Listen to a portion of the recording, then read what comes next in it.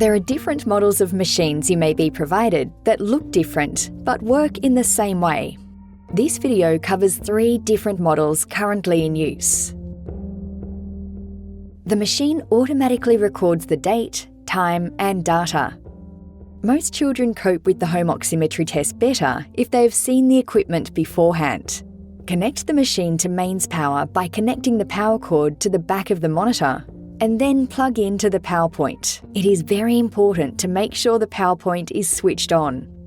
If not connected to mains power, the internal battery only lasts a few hours and the machine will switch off without any warning. Check that the mains power indicator symbol is lit up on the front of the monitor. Also in the bag is the cable and 2 new sensors. Only one should be used, but the other is a spare. The tape is for securing the leads. Connect the cable into the front of the monitor. The connector will only fit one way. Please be careful not to force the connections. Remove the sensor from the packaging. Connect the sensor into the cable.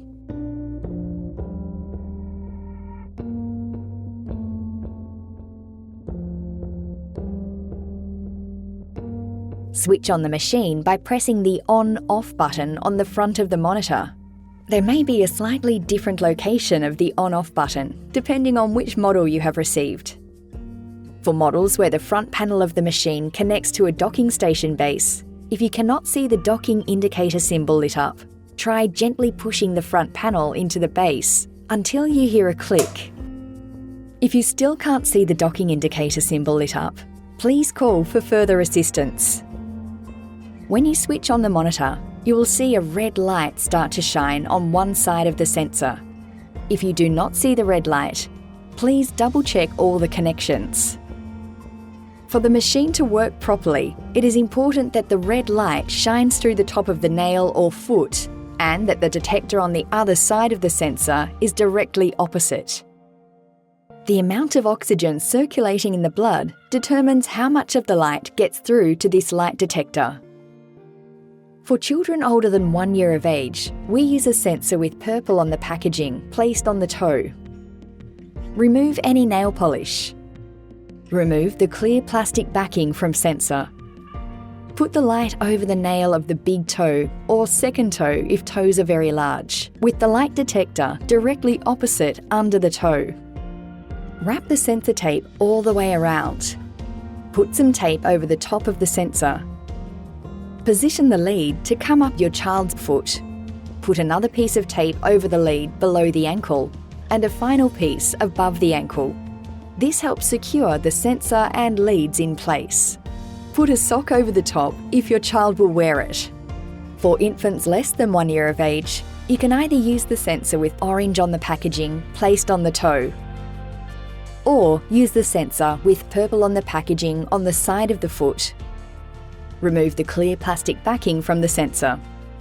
Put the light on the top of the side of the foot, on the little toe side, with the light detector directly opposite on the sole of the foot. Wrap the sensor tape all the way around the foot. Put some tape over the top of the sensor. Position the lead to come up along the side of the foot. Put another tape over the lead below the ankle and a final piece above the ankle.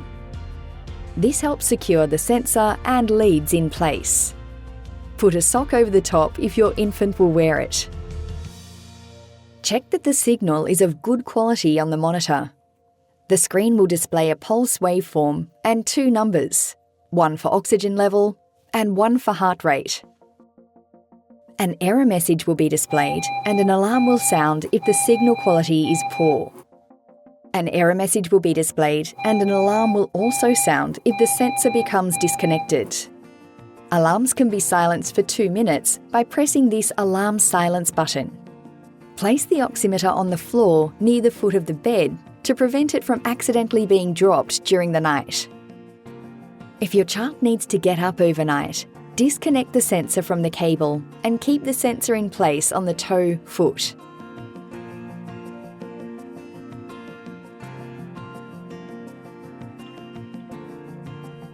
Keep the oximeter turned on and running.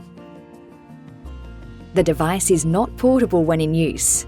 If your child usually gets up overnight, we suggest you sleep with them for the oximeter test to make sure that the machine and the sensor stay in place.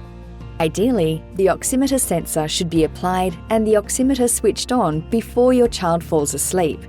If that's not possible, apply the sensor after your child has been asleep for 30 minutes. They should be in deep sleep. We need at least 6 hours of sleep with the oximeter on. The longer, the better. You will have been provided with an Oximetry sleep diary. It is very important that you complete this diary, including the time your child fell asleep, the time of any wakings during the night to the nearest 5 to 10 minutes, and a description of what occurred. They needed a cuddle, they needed to go to the toilet, etc. The time your child woke up. When your child is up for the day, please pack up the oximeter. Remove the sensor from your child. Switch off the oximeter. Switch off the power point and disconnect the power cable. Disconnect the cable from the machine. Put everything back in the bag neatly, including the Oximetry sleep diary. Once returned, Sleep Centre staff will download the oximeter and clean everything, ready for future patients. If you have any issues, please contact the numbers provided to you in the written information. Thank you.